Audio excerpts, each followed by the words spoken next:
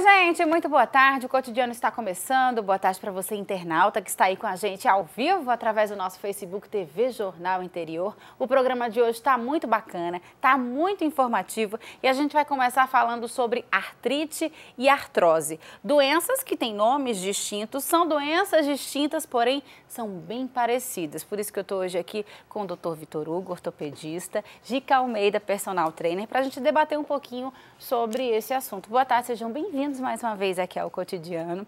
Como eu falei, artrite e artrose são doenças diferentes. Porém, doutor, os sintomas são bem parecidos e acabam confundindo, né? E essas doenças são mais comuns do que a gente imagina. É verdade, Marcela. Boa tarde nossos telespectadores.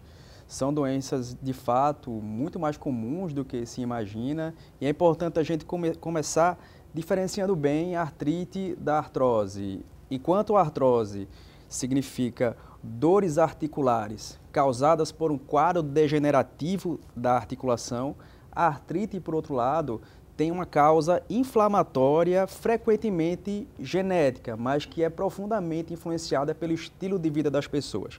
Então a gente tem pessoas bem jovens desenvolvendo quadros de artrite, também frequentemente artrite reumatoide, enquanto que os quadros de artrose são mais frequentemente encontrados em pacientes idosos. Ô, Gica, com certeza você deve ter alunos que têm artrite ou artrose treinando com você. Mas muita gente não sabe que quem tem essa doença deve praticar exercício físico, porque eles pensam, meu joelho está doendo, então eu não vou fazer nada porque eu vou piorar ainda mais. Isso, Marcela, é muito interessante essa tua pergunta, porque às vezes a dor, às vezes ou na maioria das vezes, né, doutor, afasta o indivíduo do exercício. Ele acha que como ele tá com a dor, ele tá com aquele incômodo, ele acha que se ele fizer, vai doer mais ainda. Então faz com que ele se defenda e deixe de fazer. E é exatamente ao contrário. Hoje em dia, cada vez mais até os médicos, né, estão usando o exercício como uma forma de tratamento também. Vai proteger aquela articulação, o alongamento vai ajudar com que ele tenha mais mobilidade, vai dar mais estabilidade para aquele local e vai diminuir com certeza a dor. A gente falou no início que a artrite e a artrose são doenças distintas, porém os sintomas confundem. Como é que as pessoas que estão assistindo a gente agora podem tentar distinguir uma artrite de uma artrose e procurar um profissional? Tanto a artrite quanto a artrose manifestam quadros clínicos de dor articular. Uma diferença muito clara é que na artrose essa dor tende a ser monoarticular, ou seja, ela tende a acometer predominantemente uma articulação. É um joelho que dói, é um tornozelo que dói, é um lado do quadril que dói, enquanto que na artrite reumatoide o quadro é poliarticular. A pessoa sente dores em várias articulações ao mesmo tempo. Então, se a pessoa que está assistindo a gente agora tiver com algum sintoma desse, o ideal é procurar imediatamente um médico para controlar esses sintomas, não é isso, doutor? Controlar os sintomas e introduzir o paciente num contexto de vida mais saudável que, de maneira inequívoca, demanda atividade física constante. Tem cura? A artrose não tem cura, existem opções cirúrgicas que de fato mudam a história natural da doença. Na artrite reumatoide nós também não temos uma opção de remédio para curar, mas quando a gente introduz o paciente em um estilo de vida saudável, que mais uma vez envolve realmente necessariamente a prática constante de atividade física, o paciente consegue ter uma qualidade de vida muito boa. Os exercícios para quem tem artrite e artrose são diferenciados de uma pessoa que pratica atividade física a vida inteira, Gica, ou não? Os exercícios são basicamente de fortalecimento, como eu falei, você vai deixar o indivíduo mais forte, a musculatura dele tem que estar pronta. Muitas vezes, em alguns casos, se trabalha muito mais específico o alongamento, às vezes na artrite, né, o próprio exercício faz com que você retarde um pouquinho até a questão da deformidade. Isso. Porque às vezes quando você tem artrite, você tem deformidade da articulação. Então, os exercícios de alongamento fazem com que você ganhe amplitude naquela articulação, você ganha mais estabilidade, então isso vai... E aí, às vezes, na artrose, dependendo de se está na crise, se não está também, isso que o profissional tem que ver. Que exercícios eu vou utilizar? Por exemplo, se eu estou na crise, eu vou utilizar exercícios mais com exercício de isometria. Se eu posso trabalhar, que angulação que eu vou trabalhar essa articulação, para você aí introduzindo a carga. Então, é toda uma periodização de como que você vai trabalhar cada caso. Eu perguntei isso porque a Gica separou alguns exercícios para você que tem artrite ou artrose fazer em casa. Confere aí. Marcela, hoje a gente está aqui na casa da Paula. A Paula que treina sim, ela tem artrose nos joelhos, só que às vezes ela não tem tempo de ir para academia. E o que ela pode fazer em casa para melhorar isso, para que ela não fique sedentária? Ou ela, mesmo você que treina ou você que não treina, vai poder fazer esses exercícios todos os dias. E isso vai melhorar, vai aliviar a tua articulação e vai diminuir as tuas dores. Vamos lá, Paula, vamos fazer? A gente vai começar com um exercício com a Paula no chão. Como ela não tem colchonete, a gente dobrou uma toalha de banho em 4 e aí ficou mais confortável para ela. Normalmente, quando você está na crise, está doendo muito a tua articulação, o ideal é começar com exercícios isométricos, ou seja, que não envolvam o movimento da articulação. Estende a perna, Paula. Isso. Aí você vai subir a tua perna e vai voltar. Isso. Isso aqui vai fortalecer a musculatura do teu quadríceps anterior da tua coxa. A Paula pode fazer aqui 3 séries de 15 repetições. No mesmo número de exercícios que ela fizer de uma perna, ela vai fazer de outra. Isso. Aí vai descansar e vai fazer na outra perna. Outro exercício, Paula, você vai estender tua perna. Isso. Sobe. Aí você vai afastar para a lateral, voltou e desceu. Isso também não vai envolver movimento da articulação do joelho. Ela está trabalhando o quadríceps, está trabalhando aqui o quadril dela também, o músculo que faz a abdução e volta, porque quando você fortalece o teu quadril, você também ajuda a fortalecer a articulação do joelho. Afasta e volta. Qual é o cuidado que ela vai ter aqui? Quando ela afastar a perna, ela não vai despencar o quadril para baixo, ela vai manter e vai voltar. A mesma coisa, ela pode fazer 10 a 15 repetições de acordo com o teu nível de condicionamento. Descansa, o mesmo número que ela fizer com a perna, ela vai fazer com a outra. Agora a gente vai fazer o exercício com elevação do quadril. A Paula vai elevar o quadril, afasta um pouquinho as pernas e volta. Nesse exercício você vai subir desenrolando a coluna vértebra por vértebra e vai aqui como se fosse carimbando o chão, Paula. Isso. Você sobe o quadril, contrai o glúteo, contrai o abdômen e desce. Primeiro aqui, vai desenrolando. Isso. Agora a gente vai fazer 2 exercícios e vai utilizar só uma cadeira que você tem na sua casa. A Paula vai sentar na pontinha da cadeira, manter a coluna reta e a gente vai fazer outro exercício isométrico para a musculatura da coxa. Ela vai estender, vai subir na altura do outro joelho e vai descer. Quando estiver quase tocando no chão, você sobe. Mantenha sempre o quadríceps bem ativado, bem contraído. Subiu e voltou. A mesma coisa, se começar a ficar muito fácil, o que a gente pode fazer? Coloca uma sobrecarga aqui. Coloca 1 quilo de algum alimento, amarra alguma coisa para ficar mais pesado. Sempre repetições, 10, 15, até 20 repetições. 3 séries. O mesmo número que ela fizer de um lado, ela vai fazer do outro. Relaxa, Paula, e estende a outra. Outro exercício que ela vai fazer agora, nessa mesma posição, ela vai manter o joelho flexionado, estende a perna. Isso, voltou para a posição inicial e estende a outra, entendeu? Voltou. Ela está ativando também a musculatura da coxa, estende, Paula. Vai manter a musculatura ativa e troca. Faz 10 a 15 repetições. Ela conta sempre uma com a direita, uma com a esquerda. Isso. Gente, espero que vocês tenham gostado dessas dicas. São exercícios fáceis de fazer, são poucos minutos por dia. Isso vai ajudar você a melhorar a sua qualidade de vida. Mesmo que você não vá para academia, você pode fazer esses exercícios todos os dias. E aí, Paula, gostou das dicas? Muito, muito. É bom até porque quando eu estiver na crise, muitas vezes a gente termina não indo para academia, em casa já sei fazer direito. Já ajuda a fortalecer, né? Bastante. Faça você também seus exercícios e cuide da sua saúde. Muito bem, Gica Almeida. Toda vez que eu vou lhe cumprimentar, quando volto, eu falo, Gica, parabéns, você arrasou. Gica, parabéns, você arrasou. Gostou, Obrigada. né, doutor? A gente tem que descontrair um pouquinho também, né? Falando sobre um assunto que muita gente que está assistindo agora começa a ficar preocupado. E causa um sofrimento grave, artrite reumatoide é um troço grave, porque assim, a gente fala da importância da atividade física, mas francamente a maioria das pessoas não tem nem acesso a esse contexto, sabe? Então, o sofrimento que é causado é muito grande, muito grande. E o que acontece também na fisiopatologia, tanto de uma coisa quanto de outra, é que a neuroquímica cerebral muda também. Então, a pessoa que sofre com esse quadro cronicamente, ela praticamente não produz neurotransmissores que são muito importantes para uma vida saudável, como serotonina e endorfina, por exemplo. E um cérebro que não produz essas coisas é um cérebro que praticamente tem uma cicatriz de dor permanente. Entendi. Então, por exemplo, a pessoa encostou aqui, desse jeito que eu estou fazendo aqui, já é uma dor como se eu tivesse dado uma porrada. Nossa! Entendeu? Toda a neuroquímica cerebral muda, é cruel. E aí começa também o contexto geral, né? Você começa a ficar mais mal-humorado, você começa a ficar irritado. Você interfere na qualidade de vida. Exatamente, totalmente. É dramático.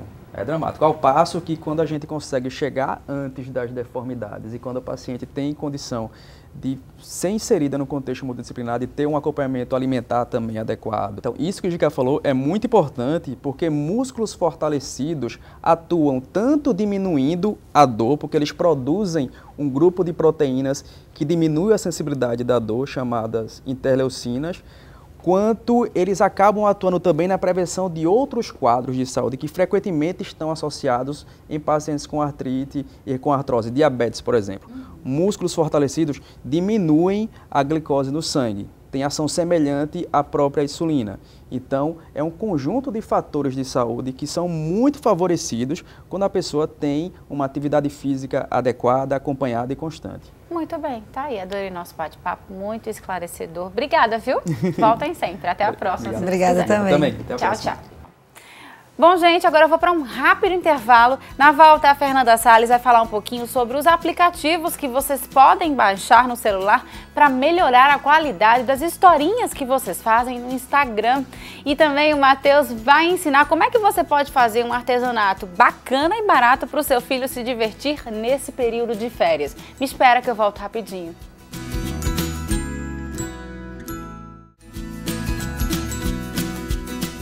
De volta com o cotidiano e agora vamos falar sobre aplicativos, sobre redes sociais.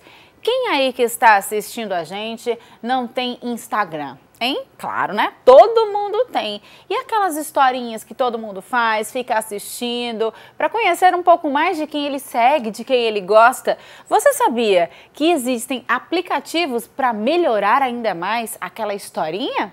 Confere aí. Olá, Marcela. Olá, pessoal do Cotidiano. Eu sou a Fernanda Salles, eu sou jornalista, sou especialista em mídias sociais e hoje eu vou contar um pouquinho sobre o Instagram, que é uma das redes sociais que mais cresce no mundo, com mais de 1 bilhão de usuários, e eu vou explicar por quê. Um dos motivos que faz tanta gente ser apaixonado pelo Instagram é justamente a ferramenta de histórias, que são essas bolinhas que ficam aqui em cima do celular, que ficam apenas 24 horas, mostrando um pouquinho do dia a dia, dos bastidores. Você, então, Marcela, que é viciada em histórias e todo mundo gosta de acompanhar um pouquinho dos bastidores da sua vida. Então, eu vou mostrar algumas dicas para você fazer as histórias um pouquinho mais divertido, um pouquinho mais bonitinho, que prende um pouquinho a atenção do público.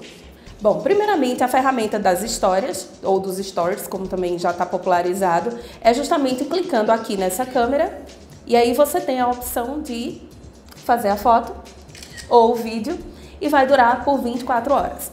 Então, uma das principais opções e coisas legais que dá para fazer é no próprio aplicativo dos stories, que você vem e coloca aqui algum texto, e aí você tem como colocar essa barra colorida, da cor que você escolher, para complementar a ideia do que você quer colocar, tanto no vídeo quanto na imagem. Isso é no próprio aplicativo do Instagram.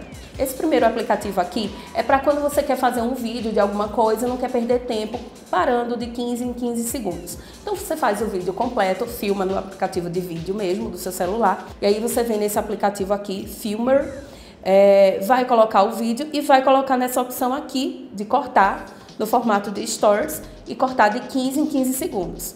Aí ele fica salvo no seu rolo de câmera, então é só postar nos Stories.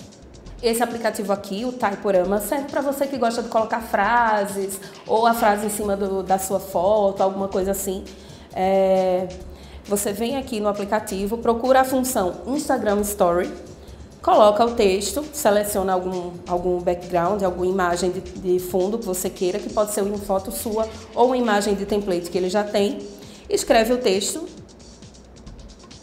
e pronto. E aí você escolhe várias opções de fontes, ele já vem todo diagramado e fica mais bonitinho, mais enfeitado. Depois é só salvar e postar nos seus stories.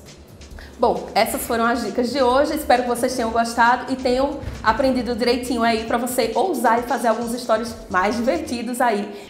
Olha só, gente, manter tudo na mais perfeita limpeza é um objetivo da Koala. Por isso que ela possui produtos especiais para isso, como por exemplo, a linha de desinfetante concentrado Koala, que atua na desinfecção de germes e bactérias, deixando o ambiente com aquele cheirinho perfumado. Mas a preocupação vai mais além. A Koala também tem um desinfetante de alimentos, eu tô falando, ó, do Utilis.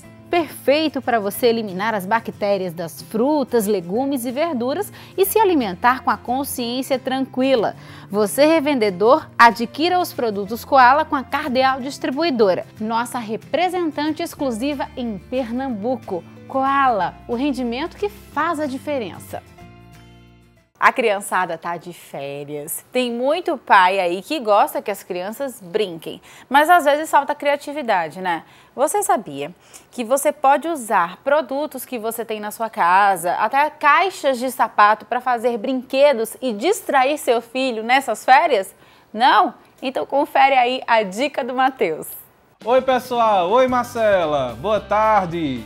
Olha, eu sou Matheus Lacerda e hoje eu vou ensinar para vocês o Cai Não Cai, uma brincadeira fácil de fazer para que as crianças nessa época de férias fiquem bem ocupadas. Vamos lá? Vocês vão precisar de EVA com glitter, cola de silicone e cola quente, bolinhas de vidro, espetos de churrasco, garrafa PET, ferro de solda. Olha só pessoal, eu vou utilizar aqui uma garrafa PET dessas menores, tá? Fica mais fácil de trabalhar. E estou utilizando um ferro de solda. Quem não tiver esse ferrinho de solda, lembrem que isso tem que ser feito por um adulto, tá? Crianças não devem pegar nem no ferro de solda e nem na chave de fenda. O papai, a mamãe ou qualquer outro adulto pode utilizar uma chave de fenda, basta esquentar no fogo para furar a garrafa PET, tá? Aqui eu estou utilizando o ferro de solda porque é mais fácil. Mas, repito, em nenhuma das ocasiões, nem no ferro de solda, nem na chave de fenda, a criança deve mexer, ok? Nós vamos fazer vários furos aqui na lateral da garrafa PET, circulando toda ela. Eu vou utilizar esse espaço aqui, tá? Daqui pra cá. Essa parte lisa da garrafa, tá? Então vamos fazer vários furinhos.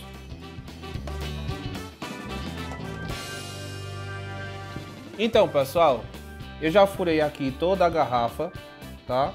Circulando a garrafa inteira. E recortei aqui no EVA com glitter algumas peças. Tem tirinhas mais largas, mais estreitas. Recortei também estrelinhas, tá? Tudo no EVA com glitter. E nós vamos decorar a garrafa agora. Olha só, pessoal, eu decorei já uma parte da garrafa, fiz o pezinho aqui, coloquei esses dois. Para arrematar aqui no encontro do emborrachado, eu vou colar umas estrelinhas, para que fique com acabamento legal e não dê para ver a emenda, tá? Antes de decorar aqui a tampa da garrafa, nós vamos colocar as bolinhas de vidro. Pronto, eu já coloquei aqui as bolinhas e vou decorar essa parte aqui de cima. Vou esconder a tampa, tá bom? Pronto, pessoal, já escondi aqui a tampa. A garrafa já está decorada. Agora, nós vamos fazer as flechas. Muito cuidado com a ponta dos espetos de churrasco. Seria interessante os adultos cortarem a pontinha para não machucar as crianças, tá bom? Do outro lado, nós vamos colocar estrelinhas. Essas estrelinhas que eu recortei, para que a gente possa ter o local de segurar, o local certo de segurar, tá? Então eu vou colar as estrelinhas agora. Olha só, pessoal, eu já colei as estrelinhas aqui nos palitos e virou tipo uma flechinha, tá? Então, agora começou a parte divertida. Nós vamos virar a garrafa e colocar todos os palitos atravessando a garrafa, tá? Vocês podem colocar de cima para baixo, de baixo para cima. O importante é que eles fiquem todos aqui presos na garrafa, tá? Olha só, pessoal. Coloquei todos os palitos e agora começa a brincadeira. Nós vamos virar. E você tem que puxar as flechinhas sem deixar as bolas caírem. Olha só, pessoal. Então, esse é o segredo. Puxar as flechas sem que as bolinhas caiam. Perde quem derrubar todas as bolinhas. Agora é com vocês. Façam, divirtam-se e coloquem essas crianças para brincar, tá bom? Tchau, tchau, pessoal. Um beijo, Marcela. E, Matheus, que coisa tão linda, tá vendo, gente? Dá para o seu filho se divertir usando materiais recicláveis e gastando pouco nessas férias. Adorei, Matheus, você como sempre arrasando aí. Obrigada, viu? Ó, beijo, até a próxima, se Deus quiser. Bom, gente, agora eu vou para um rápido intervalo. Na volta eu vou receber um advogado aqui no estúdio, porque a gente vai conversar sobre um assunto polêmico que todo mundo comentou na semana passada. Você sabe o que eu tô falando? Da revisão de pensão do cantor Wesley Safadão ao filho Yudi. Espera, eu volto rapidinho.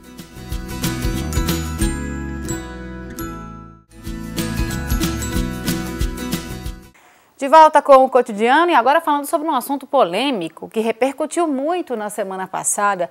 Todo mundo aí ficou comentando sobre o pedido da revisão de pensão do cantor Wesley Safadão, a pensão que ele paga para o filho Yudi. Ele pediu para reduzir o valor. Então eu estou hoje aqui com o advogado Flávio Oliveira, ele que vai conversar com a gente sobre esse assunto. Muito boa tarde, doutor. Seja bem-vindo aqui ao Cotidiano para falar sobre exatamente essa revisão de pensão, né?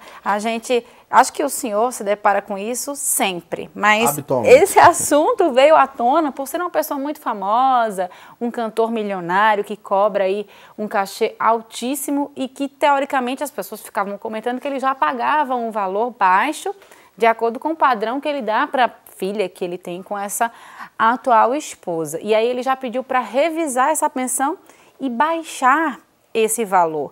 Esse pedido ele pode acontecer, doutor? Pode perfeitamente. Na verdade, qualquer pessoa que se sentir prejudicado com relação à pensão, tanto o Wesley como a ex-esposa pode pedir uma revisão para maior ou para menor. Lembrando que é até um processo um pouco perigoso em que sentido? Pode-se aumentar e pode-se baixar também, a partir da revisão, né?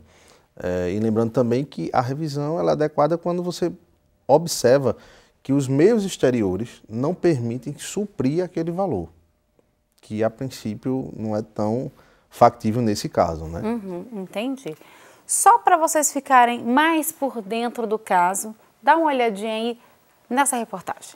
Não é de hoje que o Wesley Safadão se envolve em polêmicas. O artista que ganhou fama no Brasil inteiro já entrou em confusões por causa dos altos cachês cobrados em shows.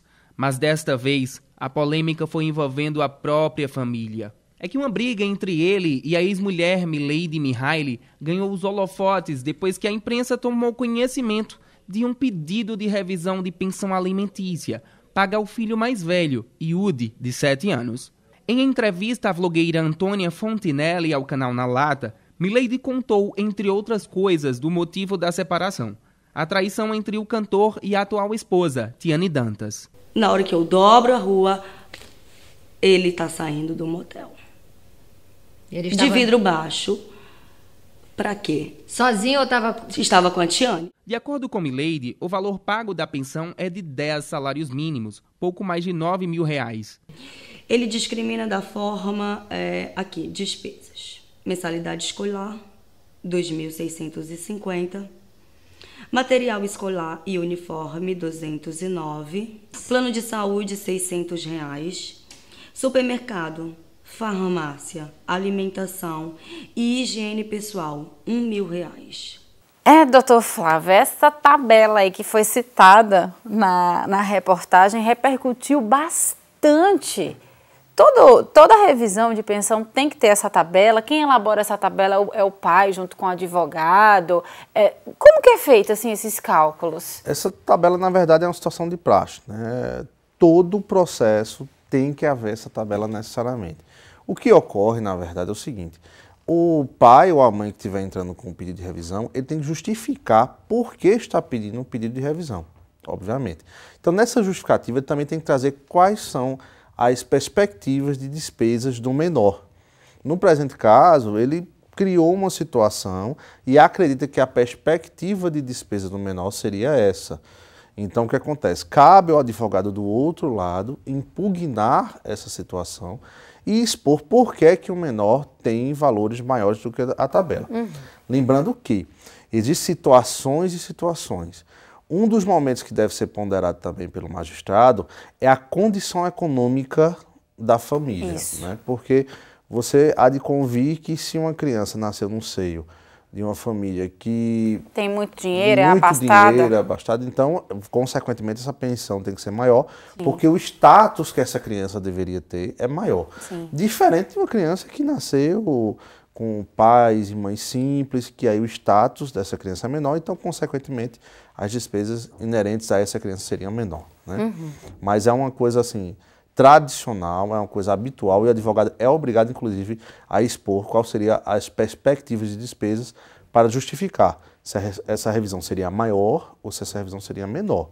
Lembrando que aquelas despesas estabelecidas não necessariamente serão acatadas pelo magistrado, podendo o magistrado, inclusive, ignorar e achar que a despesa inerente a um fardamento, como exemplo, um valor de R$200 e pouco para materiais de fardamento, é um valor muito baixo, é muito baixo, com certeza. Até porque as escolas particulares de Caruaru mesmo têm um valor já maior.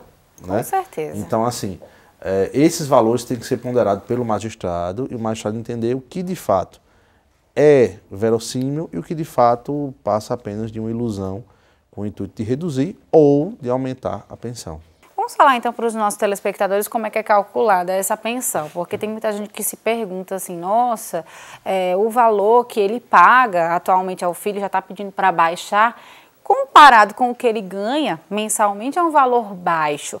Como que o juiz ele calcula? É alguma porcentagem em cima do que o pai ganha? Como que é feito esse cálculo, doutor? Na verdade, não existe uma lei que determine um percentual, né?